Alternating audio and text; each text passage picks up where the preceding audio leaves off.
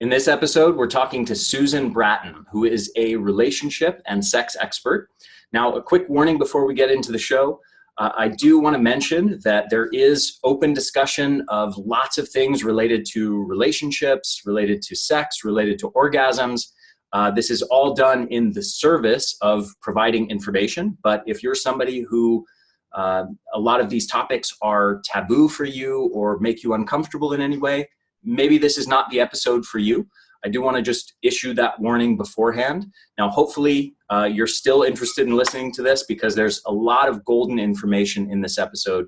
Susan has a knack for making people feel really comfortable and accepted, talking about all kinds of things that even maybe they grew up feeling uncomfortable with or feeling ashamed of, or feeling like, maybe they were inculcated that certain things were sinful, and they have all kinds of feelings around, negative feelings around certain things related to relationships and sex, where certain things are taboo, or certain of their desires make them feel negative emotions and make them feel ashamed, and so on.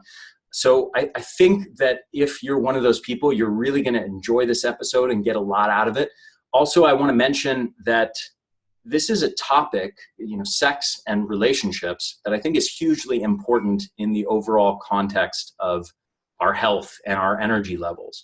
And I think it's a neglected topic. I think that we often like to conceptualize our health as, sort of just the biological reactions and biochemical reactions and our genes, as a unique individual that's sort of separate from everything else. And that's just not the case. A big part of health are things like community, are things like our relationship with nature, are things like our relationship with other people, and relationships, intimate relationships, sex is a big part of that as well. So I brought Susan on to discuss things about how to have a better relationship, how to have better sex, how to learn to be better in those contexts that I think are vital for all of our health and happiness. So with that said, and with the disclaimers there, enjoy the episode.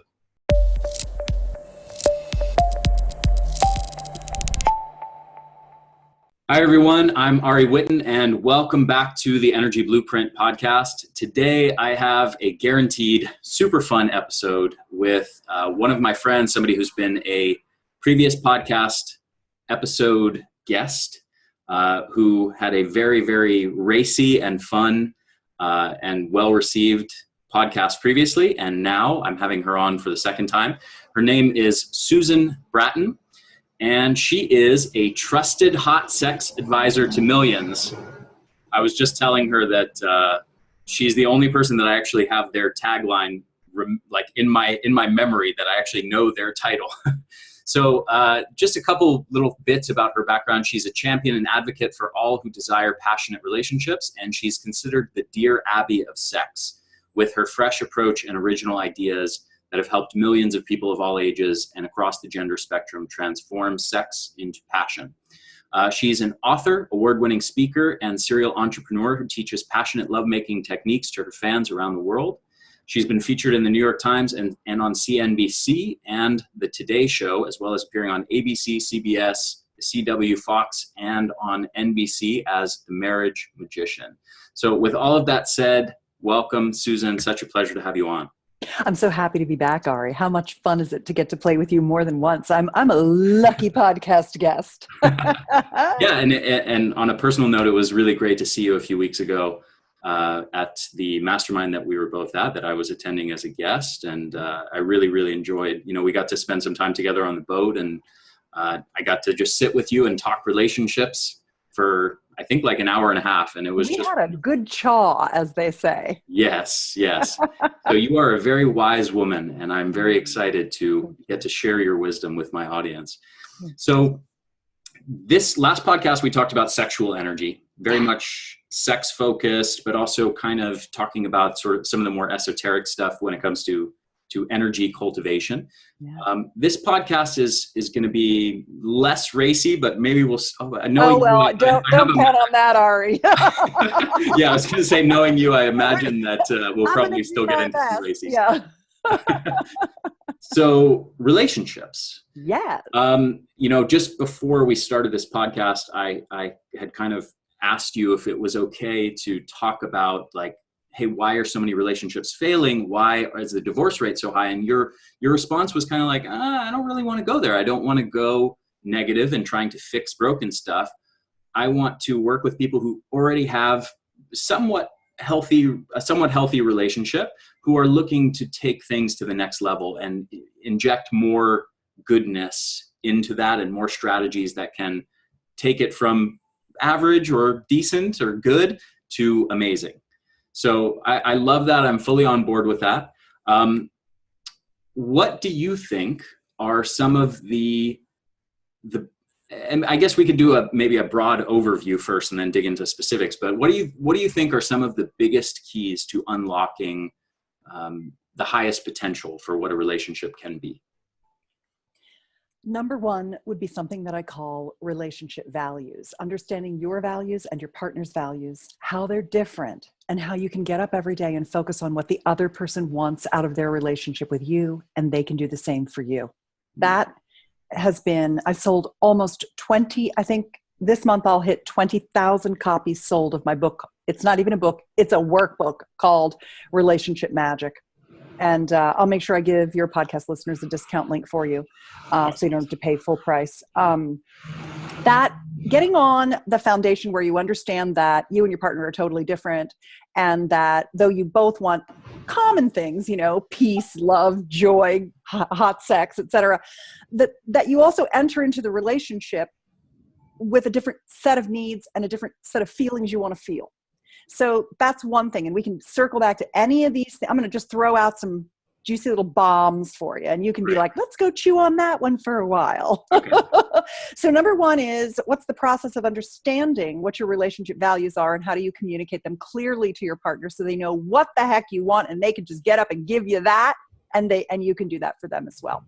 That's number one. The second thing I think is thinking about how there's this thing called attachment parenting. And about half the people in the country are, the data is only American data, but I think it probably differs from culture to culture. But how about half the people have been securely attachment parented and the other half have not. And how that kind of comes to roost in your grown-up relationships and how you end up having to deal with that. And a lot of the issues that you have may go back to the fact that you weren't securely attachment parented. No fault of your parents. They didn't know any better. I'm a big believer in forgive and forget and just move on and parent yourself, heal yourself, have your partner heal you. So I think that's a big opportunity that it's actually a pretty simple fix once you become aware of it. So I've got some ideas about that. Another thing that I think is really important in relationship is the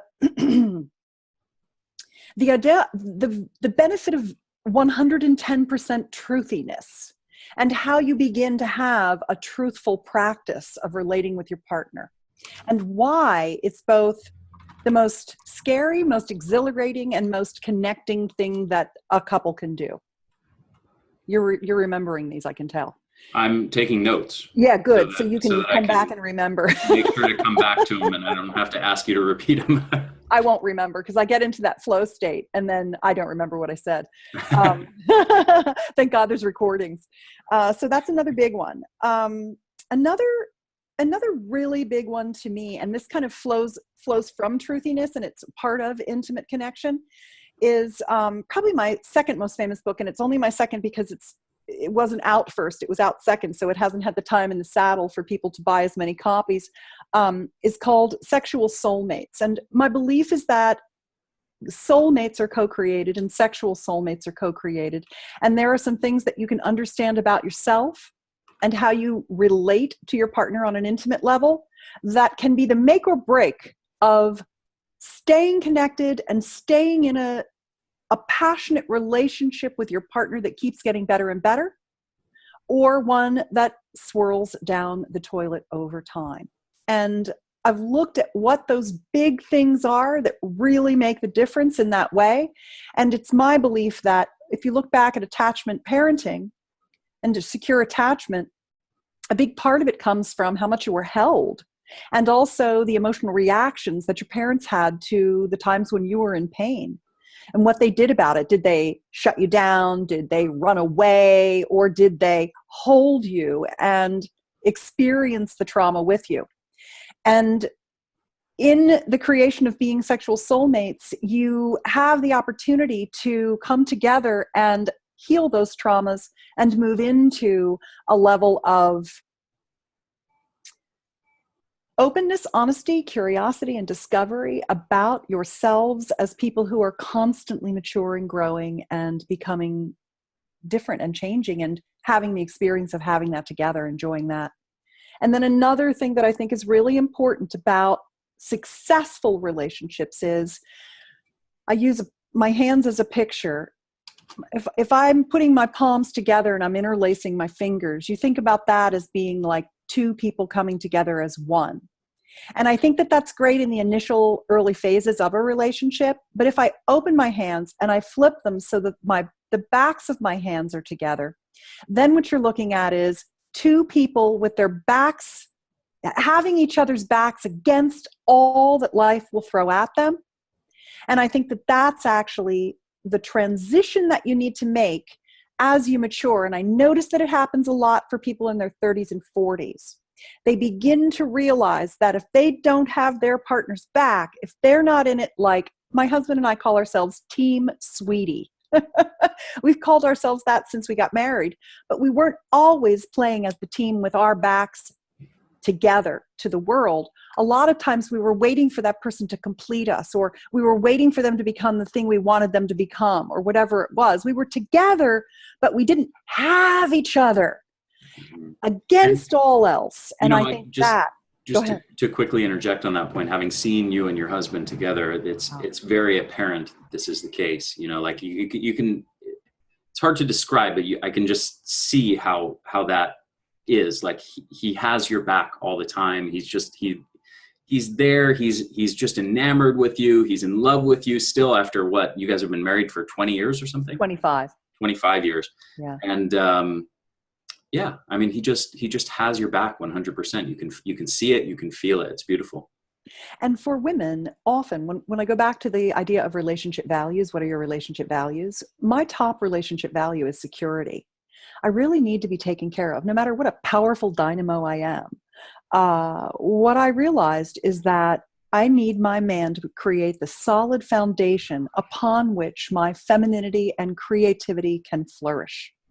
And he loves nothing more than to be that solid foundation for me. We get from the masculine feminine polarity of that connection in our relationship that works very well for us. He loves to hold that base for my thrive.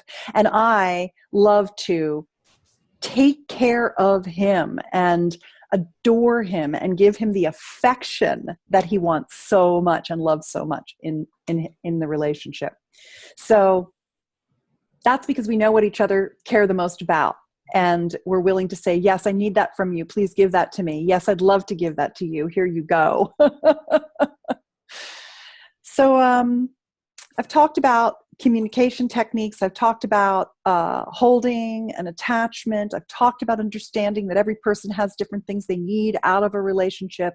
And I've talked about that maturation from we're this wonderful unit to it's us against the world. That's a big sign of emotional maturity when you get to that level in your relationship where you're like, nothing will tear us asunder, no matter what life throws at us. We've got this. Together, we've got this. We've proven time and time again that we can weather anything, and we'll take care of that. So I think those are some of the biggest things that can really help people. Now, I can get into some more specifics about those, or we can go wherever you want to go, but just off the top of my head, those were big ones. Okay.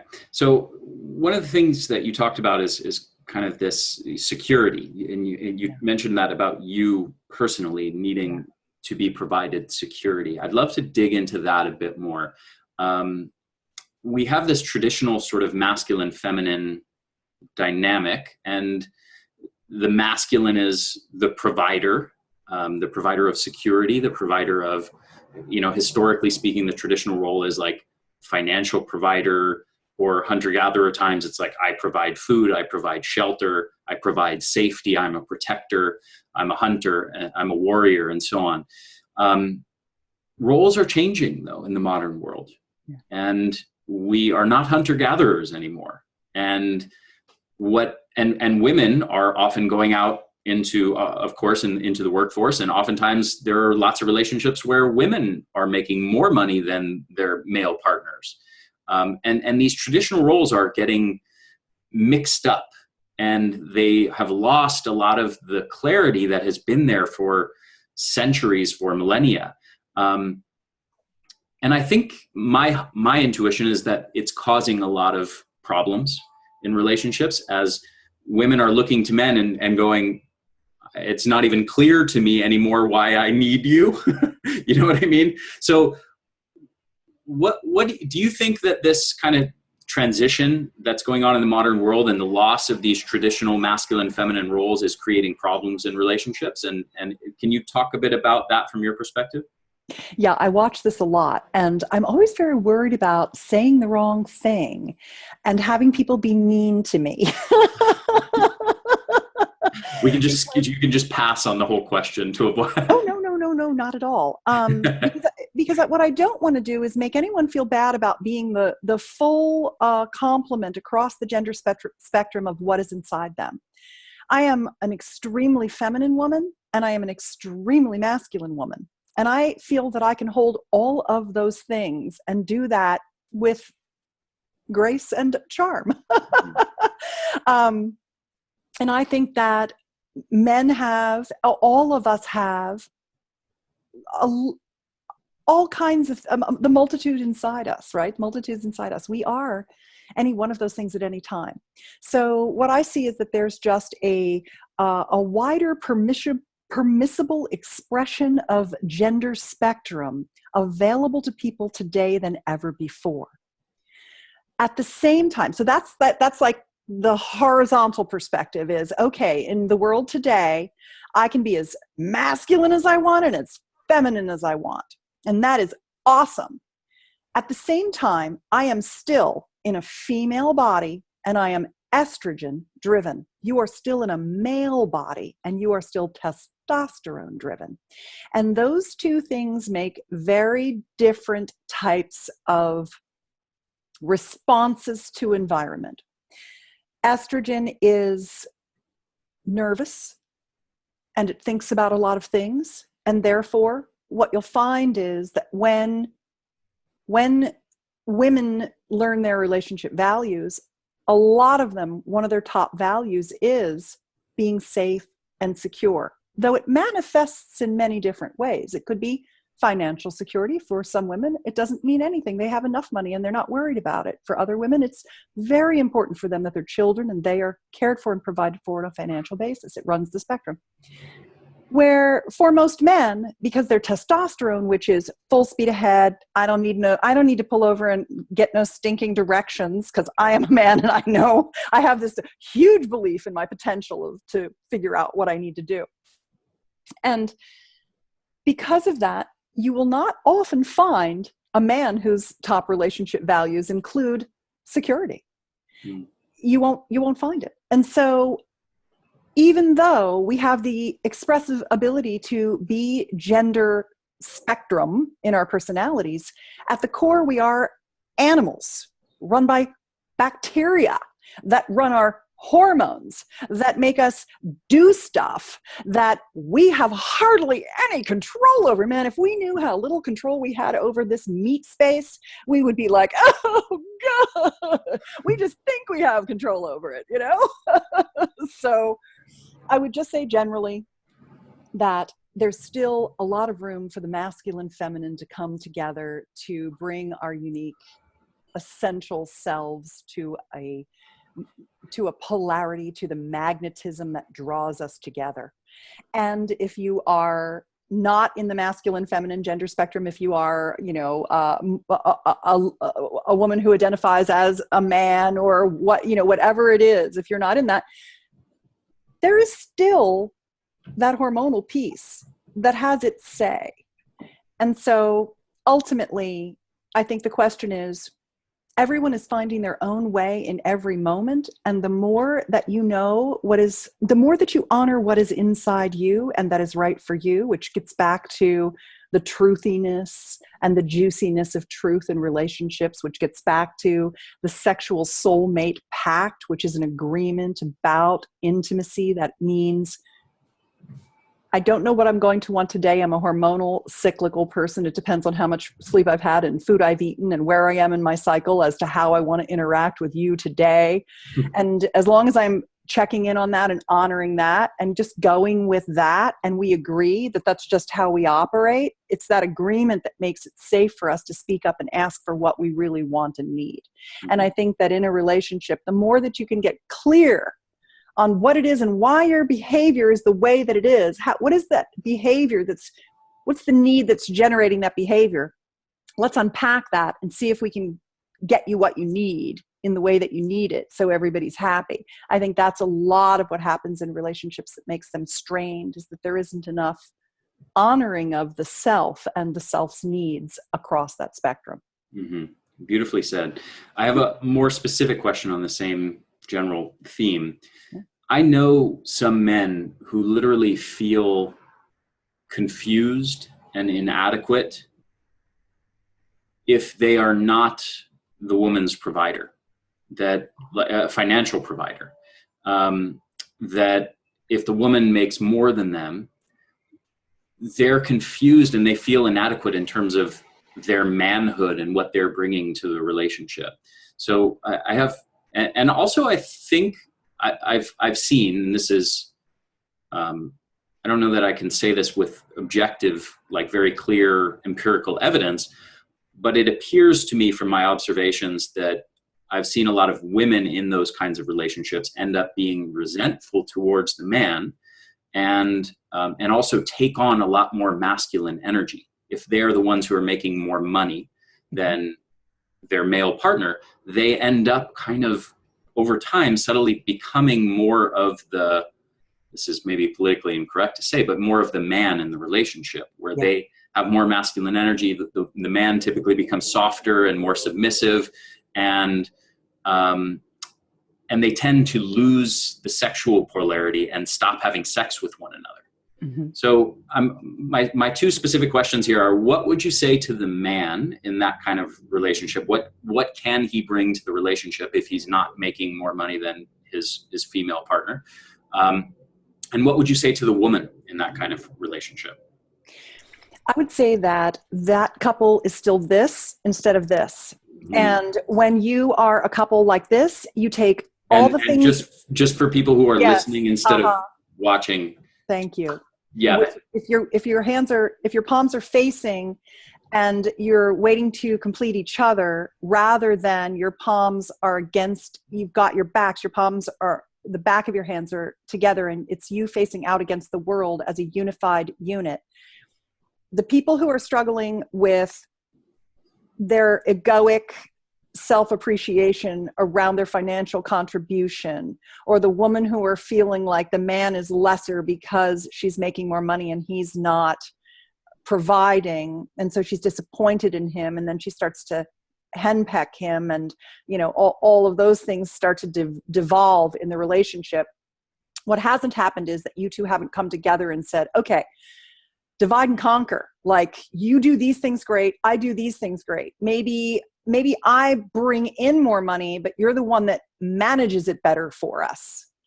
So that's number one, is how do you take all of your skills and talents and connections and attributes and insights and everything that you have as a couple and put it together to become a greater whole.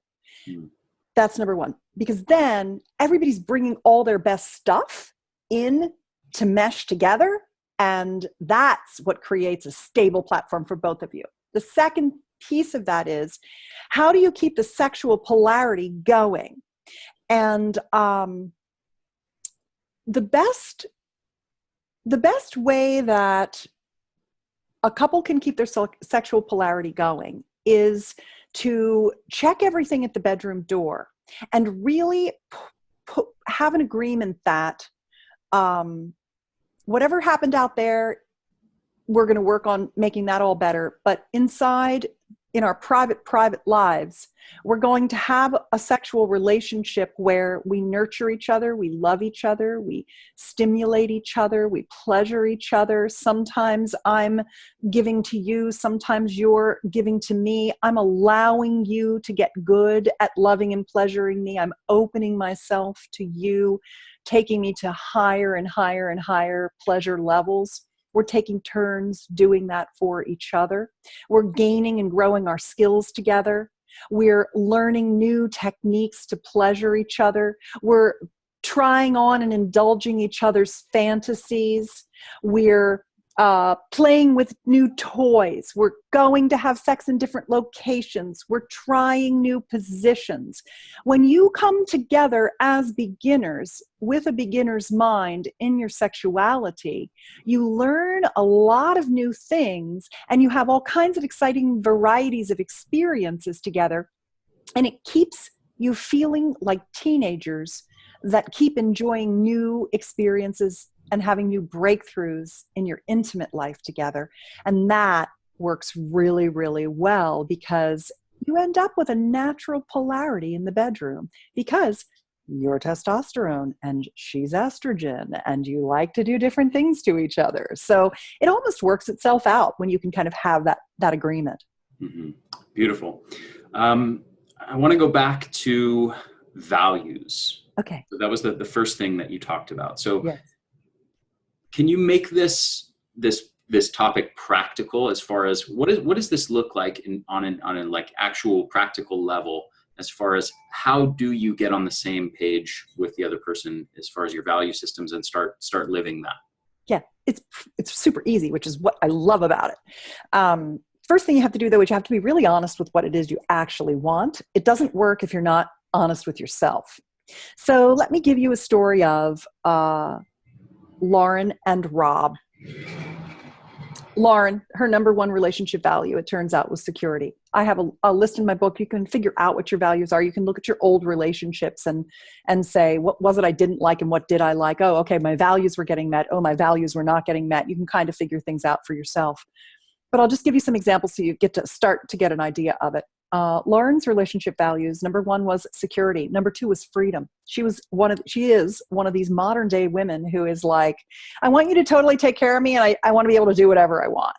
And Rob is a little more introverted than Lauren. And so she wants to go out and do more things than he does. He just kind of like goes along for the ride because she's just fun, but he doesn't want to hold her back because he doesn't want to always go with her. And so he gives her all the freedom and he still takes care of her because that meets her needs. A lot of modern women today, they feel like that's a really good setup for them. That is not an unusual situation, and it's certainly not an untenable situation either. Where for Rob, his number one is passion. He really wants a lot of affection.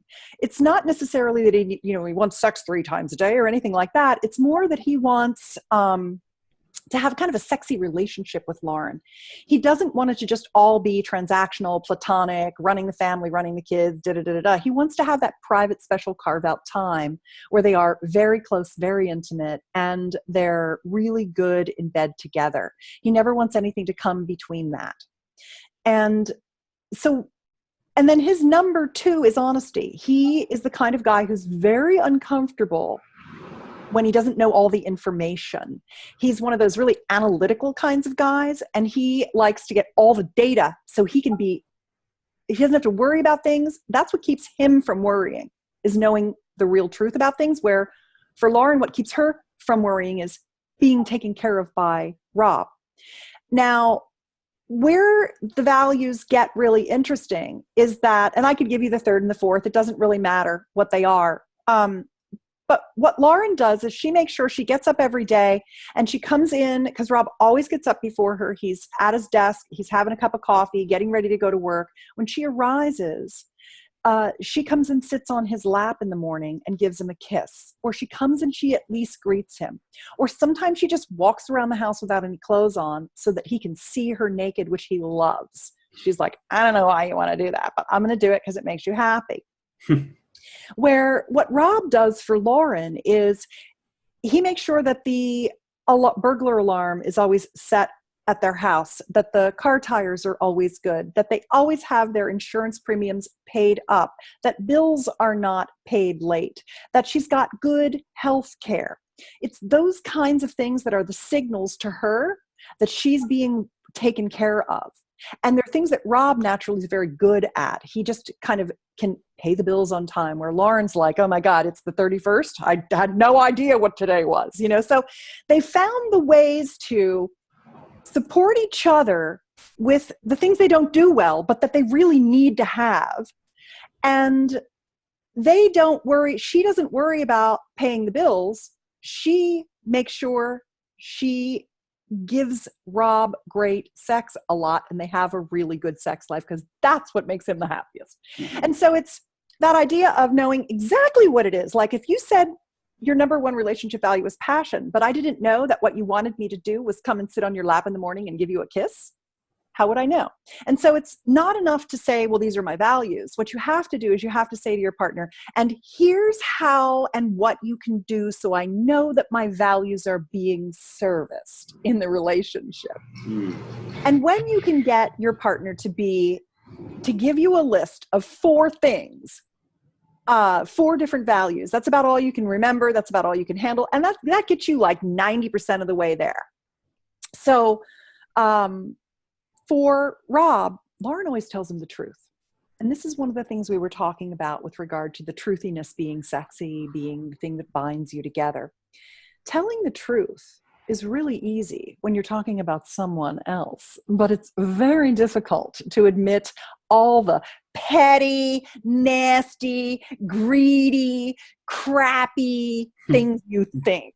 It does not make you look good. But if you actually share all the things you're thinking with your partner, and of course, if it's something negative about them, you're always going to make it as sweet and painless as possible. You never want to hurt your feelings of your partner with your own truths. But once you start really divulging what's actually going on with you, then it starts to become a very interesting relationship. The walking on eggshells, the skirting around things, the elephants in the room begin to go away.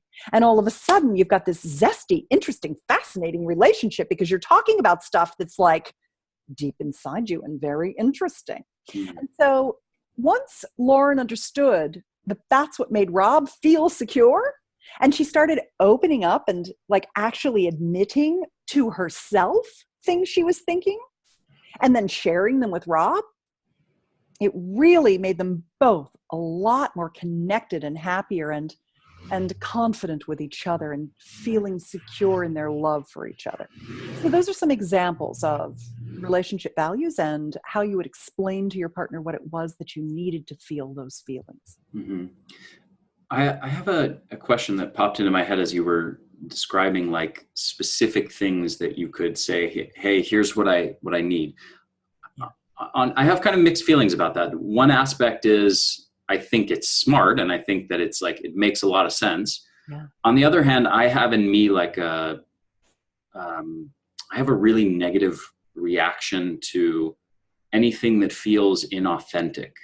Mm-hmm. So for me, like, if somebody does something that I had asked them to do in that scenario, like let's say they come sit in my lap in the morning and give me a kiss, yeah, my mind immediately goes, is this real? And is it an authentic expression of you wanting to do this to express your love and affection towards me? Or are you doing this just because I told you that I like it? So like, in other words, the same action, you know, on an objective sort of measurable level, observable level, could be there. But for me, if it's not coming from a truly authentic place where that person just felt compelled to do that, that makes a difference to me. Yeah. What would you say to me in this case about that? What I would say is that when your partner tells you things that you can do that will make you so happy to be with them, you get the joy of knowing confidently that you're contributing to your partner's happiness in the ways they really want. Mm. And you also get to experience the pleasure of doing it with them. So I would imagine that coming in and sitting in your lap in the morning and giving you a kiss has to be fabulous for your wife, Mm-hmm. because you're so enchanting and sexy and adorable and Tell me such more. a great Yeah, guy. let's just fill the rest of the interview with more compliments. Okay.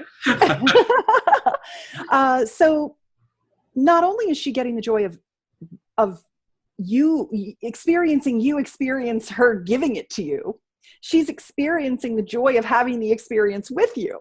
Mm. You're not going to be asking for anything weird. You're going to ask. People want simple things. The wide variety of the things that people have in their top 4 relationship values are all just really beautiful things. Mm. They're not, things you wouldn't want to do. They're things you want to do. Yeah. And it's just prioritizing. What are the things that really move the needle for you? So for my husband, I'll sit in his lap. I didn't sit in his lap for the first dozen years of our relationship. I didn't sit in his lap. I don't know why, but I'm very tall, as you know, Ari. And I always felt a little too big to be sitting in some dude's lap. Well, Now, your my husband's a husband's big guy too. Well, that helps. It does help. But sitting in laps is just one of my life's pleasures now, is especially now I've got a new book coming out. I want to do a little segue. So number one is that I think you'll find that people ask for the things they need, and the things they need are really actually beautiful. So I wouldn't worry about it.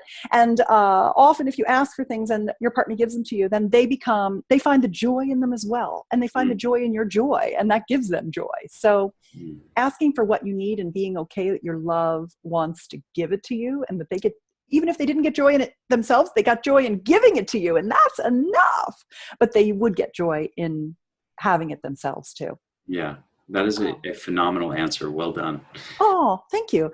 Hey, I want to talk about a new book I have coming out. It's called The Soulmate Embrace. It's free. I give it away. And so I'll give you a link to it. Great. And it came from helping men, primarily men, rekindle the passion in their relationships after it had waned. I have a program that I published almost, 8 years ago now, called Revive Her Drive: How to Get Your Wife or Girlfriend to Love Having Intimacy, Physical Intimacy with You Again. And one of the things that I realized was that generally men are focused on trying to get intimacy instead of creating an intimate environment where that intimacy naturally wells up. And that for most men, their understanding of sexual arousal is, I've got to arouse her. I've got to twingle this and push this knob and, ding, ding, ding, ding on the elevator button. As much as you push that thing, it's not going to go up. Right? Wait a minute. Are you trying to say that doesn't work? And so what I realized is that men and women across the gender spectrum need to take a step back and spend time holding and being held. And wherever you are on the gender spectrum, you pick, do you want to be the masculine or the feminine? Do you want to hold or be held? It works for everyone. But let's just make it simple. It's a man and a woman. And it's about the fact that generally, if I net it out, when a man holds a woman, he holds her for a minute, and as soon as she relaxes, he lets go like the freaking job is done. And it's not done. That's just the beginning. If you want someone to become aroused, you actually have to take them into a state of relaxation first. Because as you well know, Ari, our nervous system is a toggle from sympathetic to parasympathetic. And you can't just be putting on the gas, or what are we doing? We're putting on the brakes. And so the idea that arousal is a stair step, and that the first step of the stair on the ascension ladder is complete and total relaxation. This is why people are too stressed for sex, because no one's ever taken them down to complete relaxation. And so the soulmate embrace is a step-by-step way to hold the feminine as the masculine that essentially is where you hold her sacrum down in the lower back, you hold her around her shoulders or some place that feels comfortable for her, because body dynamics are a big part of chemistry. And you hold her lying down on your bed, on your sofa if you have to, if beds are best because they're more expensive. You prop pillows around so she can completely relax in your arms. You can be completely relaxed. And you just hold her. And as you feel her relax, you just hold her a little more tightly. You just pull her a little more towards you. You can let go a little and move your hands and pull her a little tighter. But the idea is that it's going to take her nervous system 5, 10, 15 minutes to really let go and get out of her head and into her body. Estrogen has a hard time not thinking about a million things. And so you're grounding her energy. You're holding calm space for her. You're bringing a masculine container of safety around which you envelop her. If she needs to speak to get something off her chest, you allow that to be spoken. You listen. You respond if you need to. But sometimes women need to process things verbally to let them go, to get them out of our enteric nervous system. And as you're holding her and she's starting to relax some more, you can begin to stroke her hair, stroke her face with the back of your finger on her cheek, kiss her on the forehead. One guy told me, I've never kissed my wife on the eyelids when they were closed before. I never did that. And you told me to try that. And now she walks up to me and closes her eyes and she wants me to kiss her on the eyelids. You will create a monster. You will create a snuggle monster. I guarantee you. Maybe it should be Soulmate Embrace, guaranteed to create a snuggle monster. That should be the subhead of my book, right? Nice. So once you begin to do that, as she begins to really relax, you'll actually feel her start to open to your presence in the moment. Things will go out of her mind. She'll become grounded in her body. She'll start to breathe with you. And then when you breathe a woman, because you got bigger lungs than she does, you want to breathe less shallowly, but you want to guide her breathing. You want to help her breathe more deeply than she has been, but not as deep as you can. So you're actually breathing her and relaxing her. And then you can look her in the eyes and tell her that you love her. You can begin to stroke her body in long strokes at the kind of stroking that she likes. Does she like a tickle stroke? Does she like a smooth, flat hand? Does she want to be squeezed? That's another really good thing, is that squeezing squeezes out emotion. Squeezing and letting go relaxes. So squeezing her and letting her go a little bit, it really kind of gets the stuff out of you. And what's so beautiful about it is that he gets so much pleasure out of creating that relaxation for her. And she gets so much out of him holding that place of stability for her to relax into, that pretty soon she's just completely relaxed, totally in love with you. She wants to kiss you or wants you to kiss her. And I really think that women love kissing on the collarbones. They love kissing up the neck. They like a little breath in their ear, a little nibbling of the lobe, the eyelids, the tip of the nose, caressing the chin. These things don't get done when the masculine is focused on the arousal. But it's these things that create the arousal, create her attraction for him again, that draw her to him, that make her want him to take her to the next level of pleasure. That's the foundation. So that's the soulmate embrace. Gotcha. So one related question I have to this, you talked about the idea of kind of relaxation as a prerequisite for arousal. A base for arousal. Right. Mm-hmm. I've experienced in my own life that when I'm extremely stressed and working my butt off, and I don't do proper self-care, if I'm not de-stressing with meditation or going in the sauna, if I'm working so hard that I just don't make any time for any of that stuff, the baseline level of stress and tension increases to a point where like at the end of the day, I'm not interested in sex.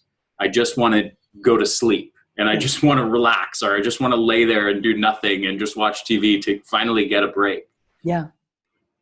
It's interesting that, so I guess what I'm saying is, I'm wondering to what extent the individual self-care, not necessarily the other person, is responsible for, getting you relaxed and aroused, but to what degree do you think a person's self-care, as far as meditation or yoga or whatever de-stressing rituals they have, and doing those on a regular basis to make sure that they are relaxed and operating in a fairly low baseline of stress and tension, to help facilitate all of this? Like, you do it yourself, each individual works on themselves to be operating in a fairly good state of relaxation and low tension. And then I think that just kind of lubes the wheels a little bit and gets things going, so that it's much easier for your partner to actually get you in the mood. Is that accurate at all, in your opinion? We're all responsible for ourselves and how we show up in our relationships, but we don't always have the resources to do it well. Mm. And that's where, if our partner is very stressed out and they're not available for us, this is particularly the time that they need to be held. The other thing that can happen is I'm a big believer in sensual and erotic massage. Mm. And I think that for a lot of couples, even thinking about making love is just like out of the question for one or the other of them, for many, many, many, many reasons. But that does not mean that you stop touching each other or stop being intimate. And that's why I really, really like to have a lot of sensual touch techniques, a lot of everything from foot massages, especially for women. I think there's something, and I don't know what it is, but I think there's something around, of course we wear the worst shoes, but also I think there's something hormonal that affects our feet in some way, some estrogen or prolactin or something that our feet need to be rubbed. And they do say that a woman's feet, the pleasure that she feels from a foot rub is located right next to the pleasure that she feels from her genitals being touched in the brain, like the place where you feel sensation. They're next to each other. And so learning how to give your husband a face massage where you lay back against the headboard of the bed and he lays back against you on a pillow, and you get some warm oil with some aromatherapy, some essential oils in it, and you just give him the most wonderful face rub while you watch Blue Planet 2 together, That's a very calming, connecting, intimate thing that you can do to self-care each other. Mm. And then I also really like genital massage. Genital massage to me is the foundation of good sexual intimacy that lasts for your whole life. It keeps genital atrophy at bay. It keeps arousal and turn on going.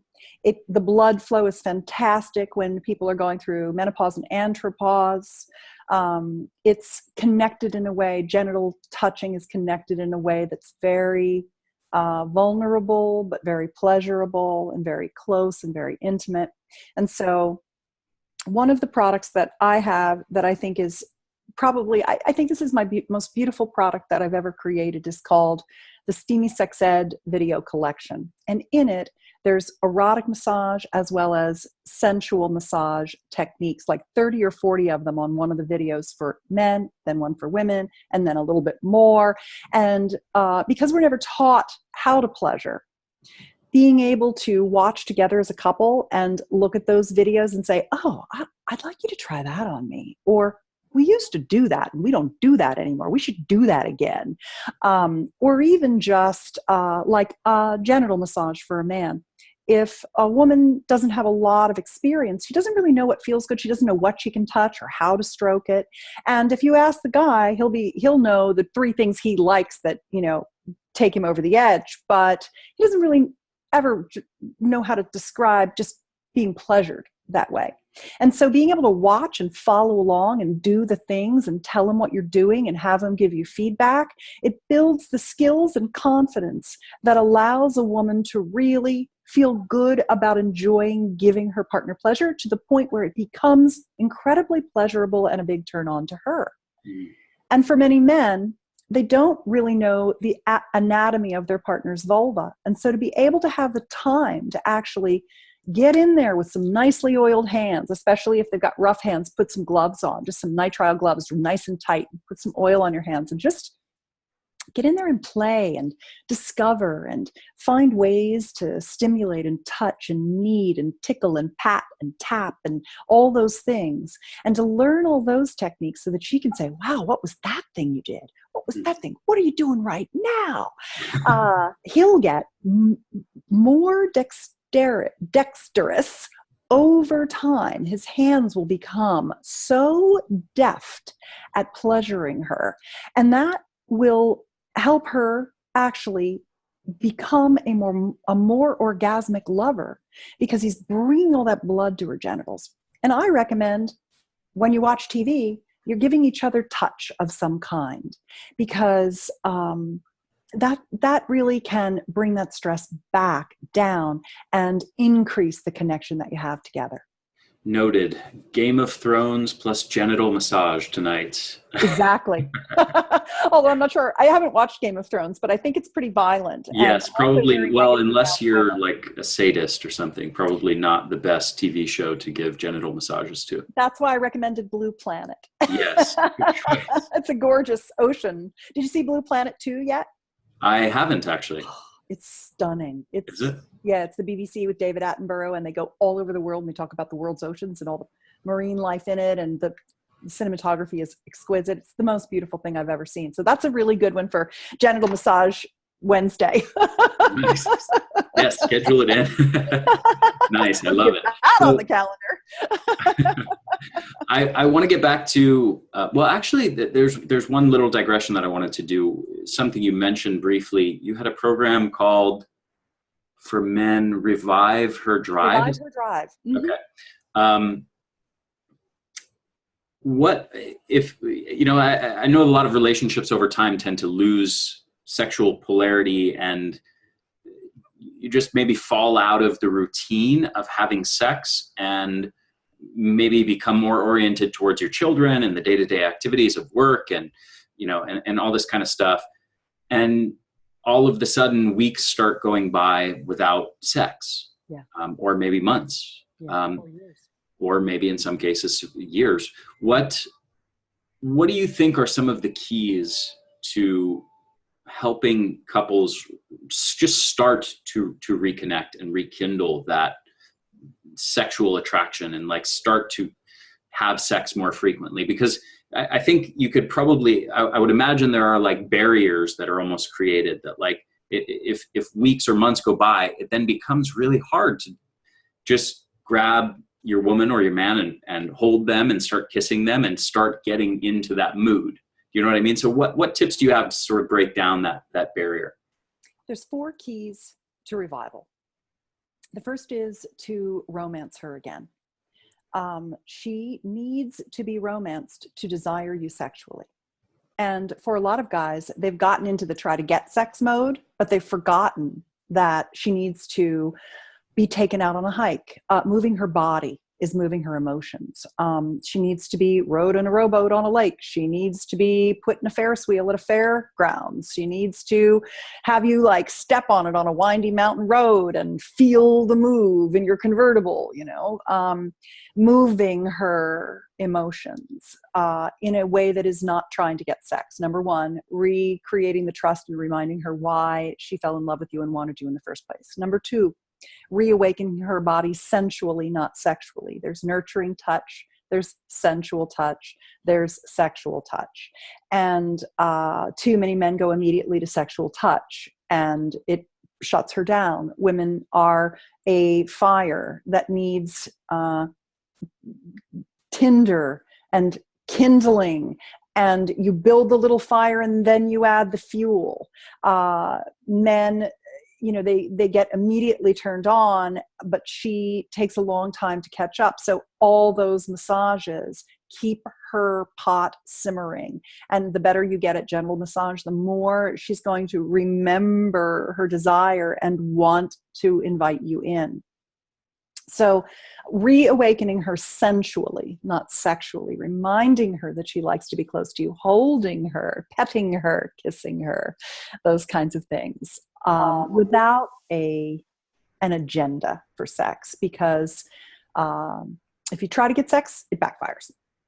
You can't beg for it. You can't bargain for it. You can't do honeydews. You tried all that. It doesn't work, because you have to start with the sensual. And then becoming the man she wants to have sex with in the bedroom, re-engaging that polarity, taking charge, learning how to run the bedroom game, learning how to allow her to surrender, having her surrender to you, which you can only do if you also understand how to give your woman orgasms.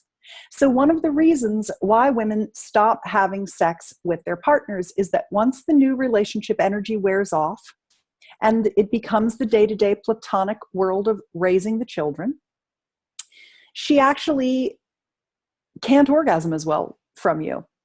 And most men, they have a few techniques, and they've been with a few women. Even if they've been with many women, they've never been with one woman long enough to get to the end of their line of the few things they know how to do. And they haven't added to their own knowledge of how to pleasure a woman. And so part of what I teach in Revive or Drive is actually how a woman's nervous system works, where to touch her, when to touch her, how to accelerate her arousal. I teach them all the different kinds of orgasms a woman can have, different ways to stimulate her, and just really teach them how a woman's body works, so that most of the time what happens is, and they can do all these steps almost in order, right? So they start romancing her while they're listening to the program, and they begin, having some sensual moments with her without trying to get sex. And then they're learning about sex techniques, but they get to the polarity piece. They get to the, how am I the masculine sexual leader? And they say, whoa, what I got out of Revive or Drive was that it was nothing about her, and it was everything about how I was showing up in the relationship. And what I had to do was face my own misunderstanding of what I was doing. And once I corrected that, she started responding. And so what happens is the minute you start romancing her, she starts responding. The minute that you give her sensual touch without expecting sex, she'll respond. She doesn't trust it right away. She doesn't trust it, because you're always just trying to get in there as fast as you can, right? And so she's like, woo, this isn't very good for me. So, and a lot of women have pain with childbirth. They've gotten pelvic issues. They're having hormonal problems. There have been trauma, and so for many men, they end up stepping up and becoming her sexual healer, not just her masculine sexual leader, but the man that actually spends the time healing that cesarean scar, running his thumb over that cesarean scar with some coconut oil for 18 months in a row, whenever she asks, until that scar is gone and she feels good again. Whatever it might be, that's one example of a million of examples of women who've had physical traumas that have held them back from their desire. And their husband has said, I will heal you. I will be your sexual healer because I love you and I want you close to me. And so it's really those 4 steps. And a big part of it is how to manage yourself in the relationship. And once you learn those things and you put them in, and you start to get these bedroom skills and communication skills, and your wife starts to become, really excited about sex again with you, then you have to be careful not to shut her down. You have to be careful not to shame her for her desire. Because when you open a woman to her desire, women are extremely wild and sexual and highly orgasmic and have big sexual appetites that scare men.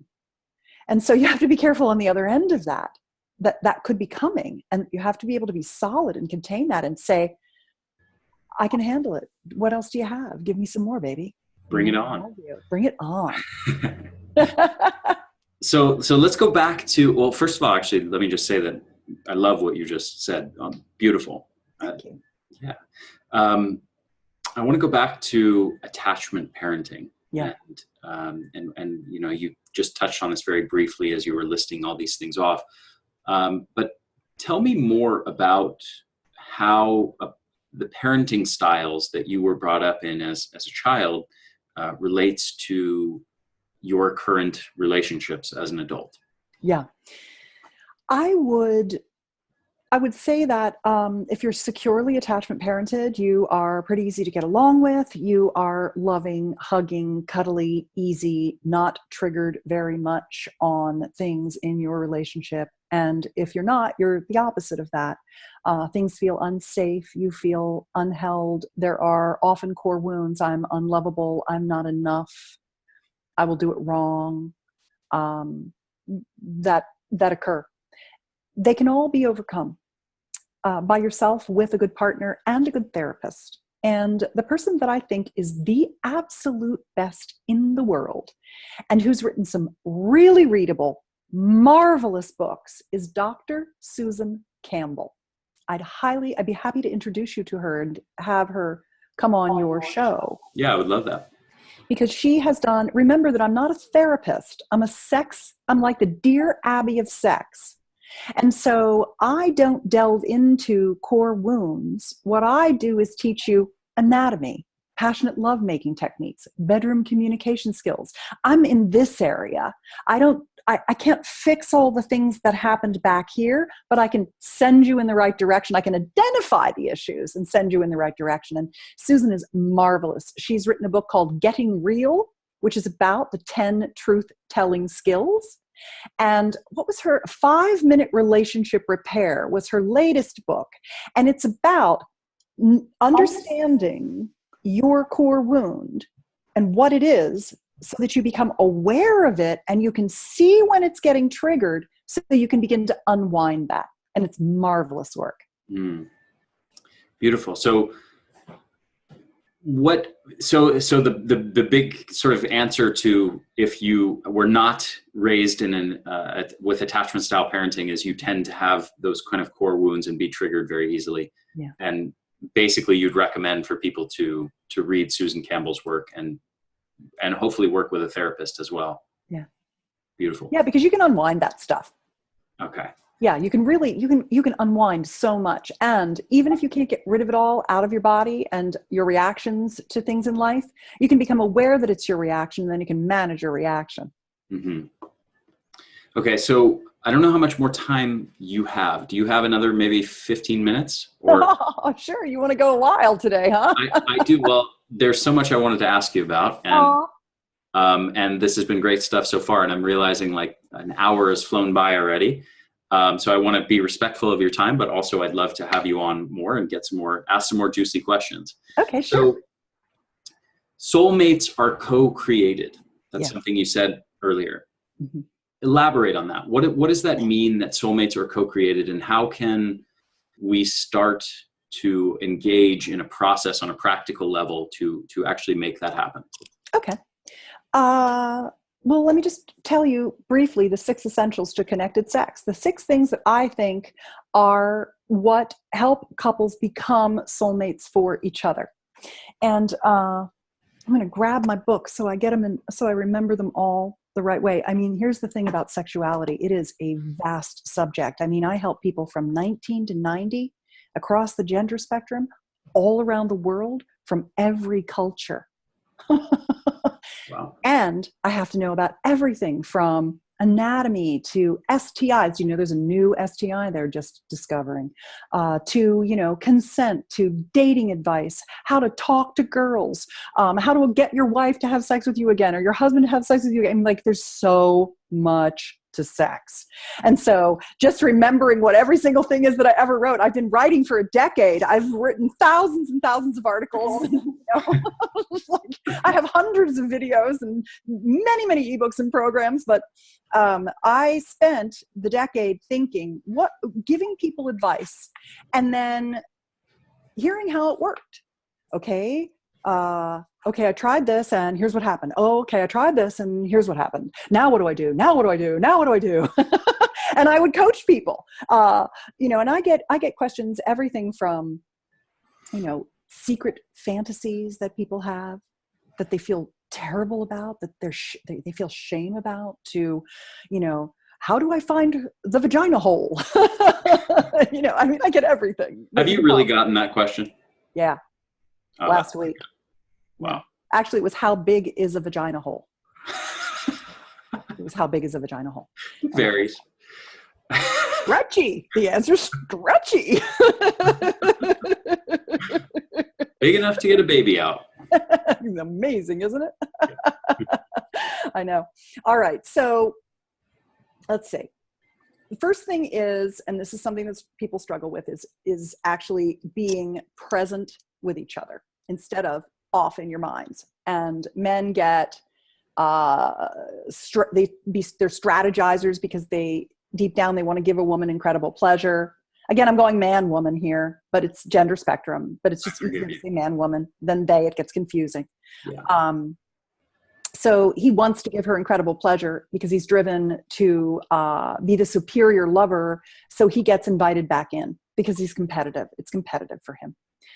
And so he's thinking about what he's going to do. He's always, one step ahead and trying to hold the frame and be the masculine leader and, have her surrender to him and all that stuff, while still staying connected to her. So it's no mean feat, but there are ways to do it. The second thing is for her to get out of her mind and into her body. And so when you have authentic presence and connection, when there is no plan, but you're seeing what's coming up and what would bring you the most joy in the moment together, and you're playing with that, that's when things get very sexy. When she feels and he feels completely uninhibited by there will be no shame, and you're just saying, oh, you know what would feel really good to me right now? Could we do this? Or lie down there, I want to get on top of you. Will you play with my boobies? Whatever it is. That being in the present moment, where time falls away, where you are lost in each other, where the only thing that's happening is that second by second, moment by moment interplay between two lovers, where the two of you are lost in a conjoined trance that is so beautiful that you feel connected to God or to Gaia or to life force, that it's like being in it's orgasmic meditation together. You do that together. That's where we all want to go. We want to go back to the garden together. And so presence is what gets you there. Connected presence. So that's number one, and that's a learned skill. It's like meditation. It comes with practice. It comes with surrender. It comes with trust. It comes with bringing your attention back to your lover when you've drifted away and all of that. So that's number one. Number two is creating a lover space, carving out time to make love, putting it on the calendar, having a commitment to your intimacy. It's creating the environment for complete surrender. It could be making it warmer or colder, adjusting the lighting. What kind of playlist do you want to listen to? Are you into grindy dub temple today, or do you want to listen to Buddhist spa music? Like what's gonna transport you in your lovemaking? Do you have a pitcher of water by the bed so you can refresh yourselves from your hot sex together? Are the sheets clean? Is it all of those things? Taking care of your body. What's the contraception? What's the STI conversation? What's the boundary conversation? What sexual agreements do you have if you're not a partnership where you've kind of got that handled already? Those are really important things. And then that allows for complete relaxation. because too often people feel like, oh, sex should just be this spontaneous chemistry that just happens, and we're going to just like fall passionately into bed, and then, you know, we're going to do these things and it's going to be awesome. Well, if she can't lie back on pillows, I have this thing called the cunnilingus pillow plan, which is essentially how you can drape her body over pillows so that she's lifted up, completely relaxed, and you can go down on her for as long as you two want, and she can have as many orgasms as she wants because she's completely comfortable. And so that's a part of lover space, is what lubes are you using? I hope they're organic, non-toxic nut oils, because I'm a sex nerd and I like really healthy stuff. So do you have all those things laid in? And then the sexual soulmate pact, which I talked to you about a little earlier, which is, we have an agreement that I'm going to always tell you exactly how I'm feeling and what I need in the moment. And you're going to be like, give it to me, lay it on me. And this goes both directions, because I want to know what you want. I want to know where you are. I don't take it personally. You're a crazy little animal. So just tell me what she needs and tell me what he wants. And that gets really juicy really fast, and it opens up all kinds of fun variety and experimentation and fantasy play and the kinds of things that add a dimensional layer of pleasure to lovemaking. The next thing is polarity. It's the idea that sometimes a woman wants to be taken. She wants to be ravished. She wants her hands held down while you're on top of her kissing her. She wants whatever she wants. She wants you to pick her up and move her to the bed and put her down and take her clothes off. She wants to dress up in lingerie and sexy shoes and prance around for you and do a little strip tease. Whatever your polarity role play looks like, whatever works for you. Those are common things because people like them. They're not what everybody wants, but they're what lots of people want. So like, just permission to create that polarity is really, really fun. Like, hats off, check everything at the bedroom door. Let's get down to it. Let's have some girl boy fun, or masculine feminine fun, whatever that looks like in your relationship. The next one is embodied sexuality. And what I mean by that is taking the time to look in each other's eyes, to connect, taking the time to breathe together, to hold hands on hearts, to do soulmate embraces, to really slow down. And it's part of presence, but it's the part of presence that connects your bodies, your limbic systems. It's that part. Soulmates look each other in the eyes. Soulmates breathe together. Soulmates connect in a very languid, sensual, pleasurable way. Soulmates don't just have sex. They make love. They make passionate love with each other. They feel and get pleasure from touching their partner. They don't touch just to give pleasure. They get pleasure from it. These are some of the kinds of things that make sex soulmate sex. And then the last is something I call erotic play dates. And that is especially for, not really, I was going to say especially for long-term partners, but no. It's for everybody. It's for the first time you've made love. It's for the 300,000th time you've made love. It's always learning new things together. The couple that plays together stays together. When you grow and when you try new things and grow together, it keeps it zesty. It's you together. You've got each other's backs. You're going to try some new things. If you didn't like it, you tried it. But at least you got to try it.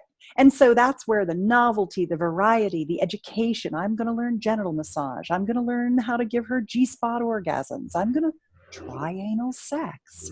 I'm going to learn how to give the best blowjobs in the world.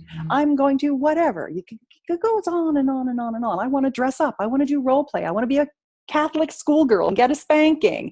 Whatever it might be. I hope that's not too racy for your show. No, it's great.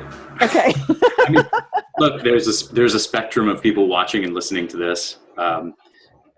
as If you made it this far. yeah, I mean, anybody who's easily offended probably turned it off in the first 5 minutes or didn't listen at all.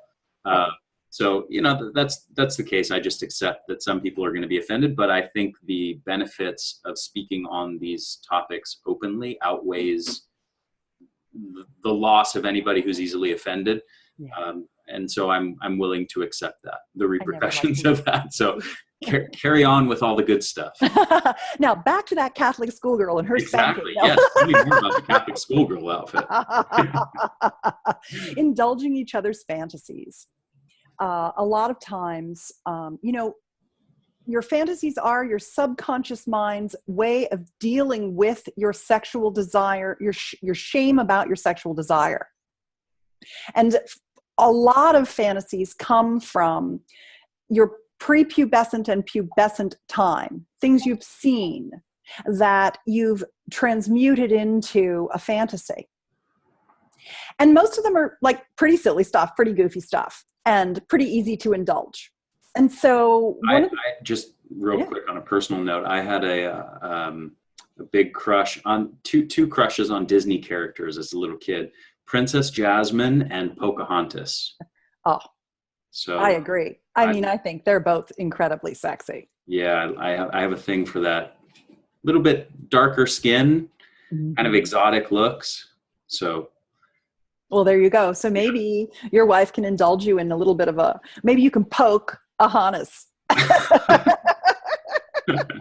Well, I even without her outfit, I actually, I found a girl who looks pretty similar to that. Like Pocahontas. I love it. That's so cute. Yep, you've got a type.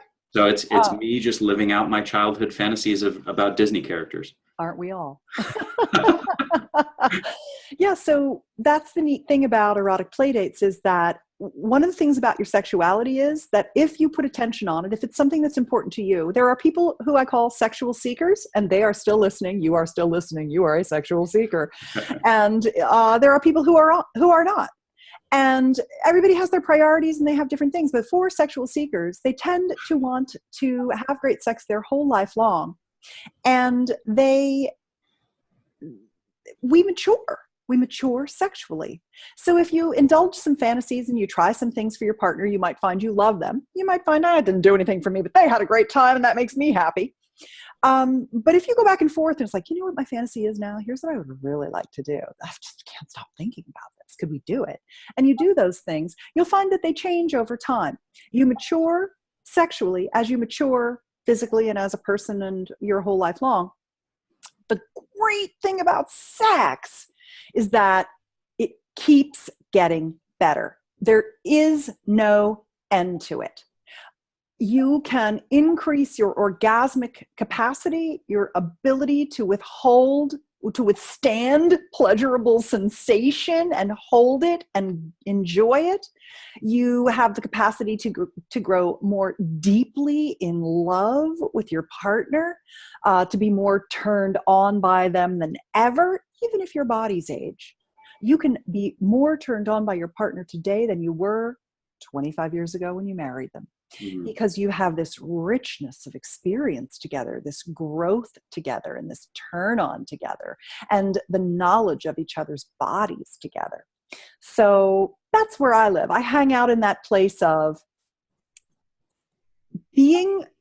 I've got a headlamp and I'm going out into the uncharted territory of pleasure, and I'm reporting back what the map looks like so you can come to that place too.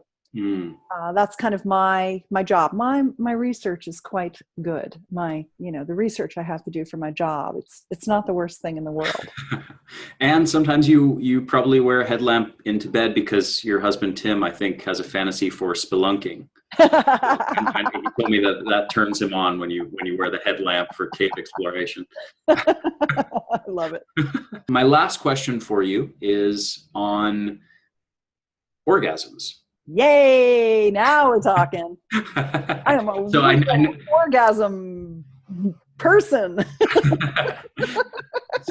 So I know that you could talk on this subject for probably 10 hours, but I would love if you could just give 1 minute. Go. Yeah, 12 seconds. Give me your top 3 tips. No, I would love if you could just talk maybe one or two tips that you found for maybe one for men, maybe one for women, that will help them kind of introduce something new into the sexual dynamic of their relationship? Okay, let's see. For men, I think I would talk about male multiple orgasm. And what I would tell you is that I believe men are as orgasmic as women. And I am humbled at the infinite orgasmic capacity of women. And I think that we've barely scratched the surface with men. And in, 50 years, men's day will come. But what I can tell you, and why I believe that, is that I think that men have just been culturally cheated out of pleasure, and that 1 in 4 men suffer premature ejaculation. And my friend Sherry Winston, who's a wonderful sex educator, she says she hates that term. She doesn't even want anybody to say there's such a thing. Some guys just come faster than others. But there are a lot of techniques that you can do as a man to feel pleasure without worrying that it's going to cause you to ejaculate. I saw in Austin Powers, he just thinks of Margaret Thatcher naked on a cold day. That Seemed to work for him. But you can't stay present if you're up in your head. So body-based breathing, muscle control, pelvic relaxation, learning where your point of no return is, edging to arousal and backing off, being able to throttle your arousal in that way, but also then breathing that sexual energy up into your body and spreading it through your body. These all are rooted in Taoist tradition, but updated for today's modern man.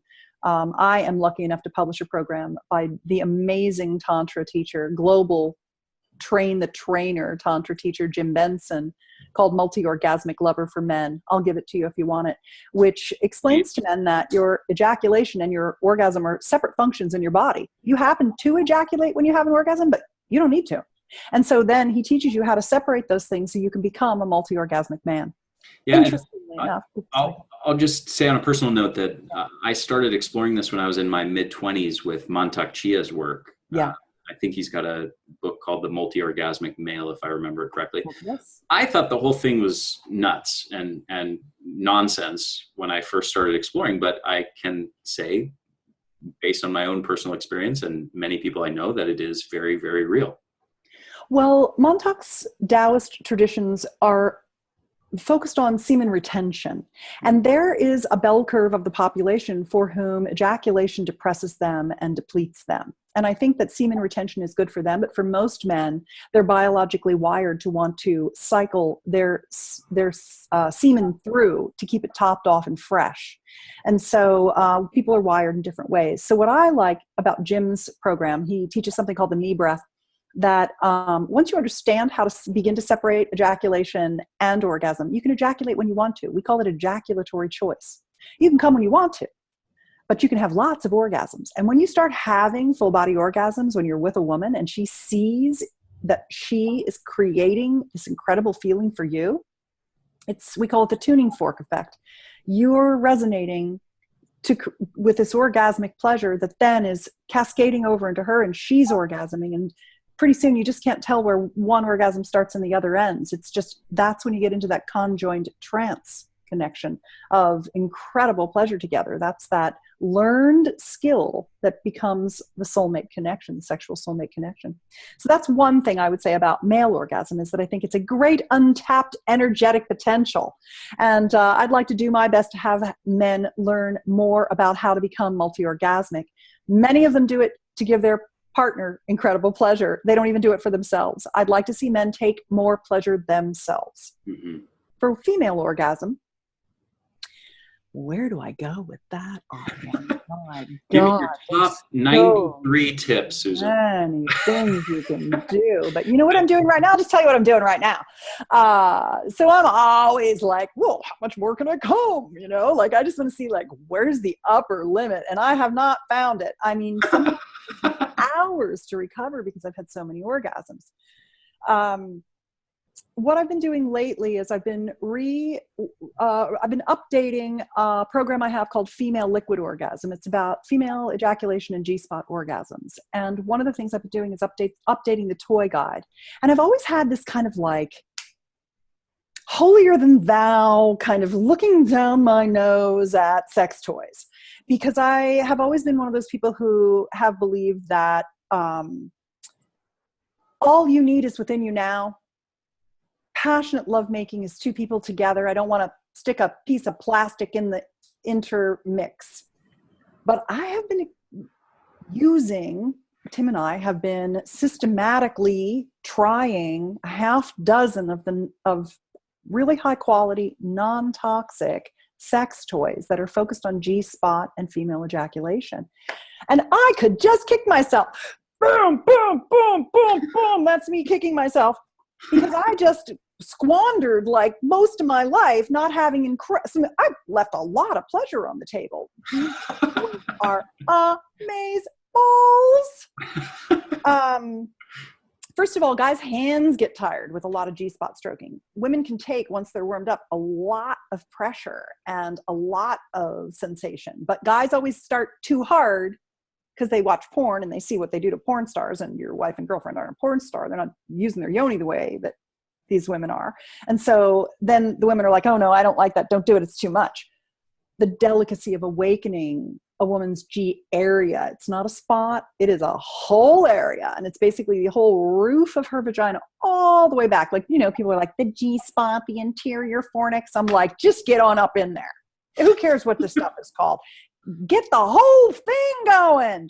And these toys can do that because your fingers aren't long enough and your arms get tired. Even your big old biceps, which is why the girls like you. They're secretly thinking, oh, I bet Ari'd be really good at G-spot stimulation.